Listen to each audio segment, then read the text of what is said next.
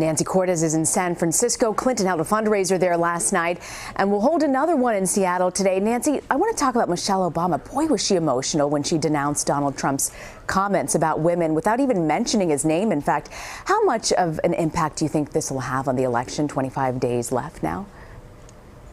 You know, I think it was something that really opened people's eyes, Rena, because first of all, nobody saw it coming. It wasn't telegraphed that she was going to give this powerful speech, and you can't fake something like your voice shaking as you talk. So it was clear that it was very personal to her. These weren't just words that were handed to her from some speechwriter, but she had an actual role in figuring out what she wanted to say. And she essentially threw her usual script that she takes on the road with her to talk about Hillary Clinton away and talked solely about Donald Trump, and not just his actions and what he's been accused of lately, but also his words and how even words can affect women's self-esteem and can affect the way that girls see themselves and the way that boys see women as they're learning how to be men. So this was a speech that was meant to reach out primarily to women, but also to men. She said, you know, the men I know don't speak like this, and the men I know don't need to talk like that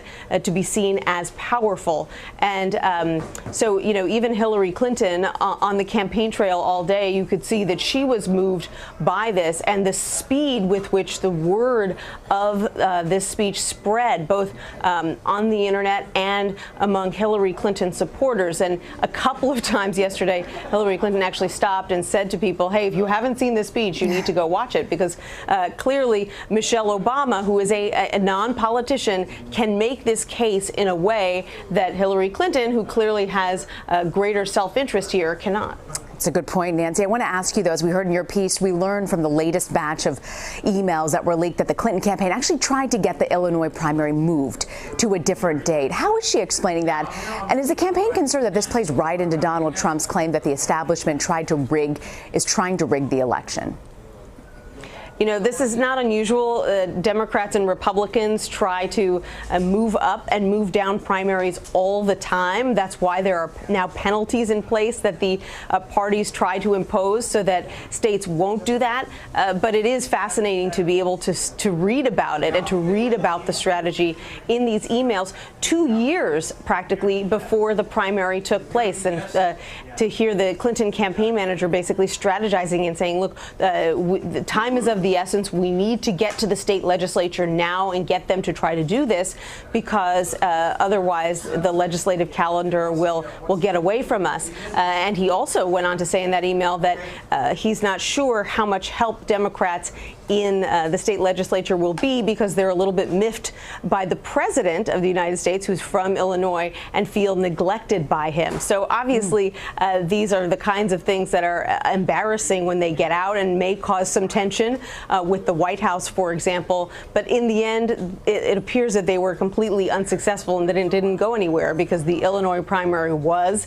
at the end of the day, in mid-March. And the strategy, which was to keep a moderate Republican from winning in Illinois, you know, it's funny to think about what they were worried about back in 2014. They were worried that Hillary Clinton would go up against a moderate Republican, someone like Jeb Bush, who they thought would be her biggest competition. And that's why they wanted to push the Illinois primary back. Well, at the end of the day, guess who won the Illinois primary? Donald Trump, and Ted Cruz came in second, so they didn't have to worry much about that. They certainly didn't have to. Good point, Nancy. I want to also ask you, Clinton did an interview with Ellen DeGeneres. It's going to air today. We want to play you a little clip from that.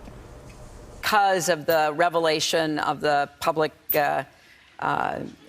video and everything that came out on Access Hollywood, you know, he was really all wrought up, and you could just sense how much anger he had. And so he was really trying to dominate and then literally stalk me around the stage. And I would just feel this presence behind me. And I thought, whoa, this is really weird. Yeah. And so I was just trying to stay focused, to run against somebody and debate somebody who is consistently just spewing forth falsehoods. And when you catch him, when you say, no, wait a minute, you said this, you actually were on the record on this. No, I wasn't. No, I wasn't. And just hopes, I guess, that people will forget it.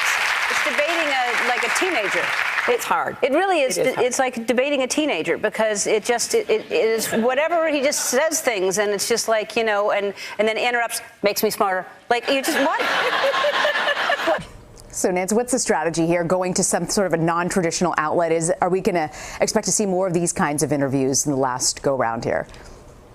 The strategy here, and we saw President Obama do it in 2008, is that when you're ahead, you don't want to make any mistakes. So you open yourself up to mistakes and to unexpected questions when you do an interview with the press, with reporters who follow you on the campaign trail, or with anchors or with newspapers. And so what do? You go to a very friendly interviewer, someone like Ellen, someone you know is not going to ask you tough questions and is going to allow you to show your personality without getting into any real mines that you didn't want to step in. And so, it's a great format for her. Ellen DeGeneres is a huge supporter of hers. She was supposed to actually tape that interview a couple of weeks ago, but had to cancel because of her pneumonia diagnosis. So, in a sense, she's making up for lost time. That's part of the reason we're out here on the West Coast right now. She had fundraisers to do, but she had that interview to do with Ellen as well. And I think, you're seeing she did that spate of interviews with reporters and was coming back on the press plane quite a bit back in September. And now that her lead over Donald Trump has grown, we're not seeing her at the back of the plane quite as frequently as we did before. But who doesn't love Ellen? It's hard not to cheer for Ellen. She's a lot of fun to watch. Nancy Cordes. No question. Our Nancy Cordes in San Francisco. Nancy, thank you for joining us. You're welcome.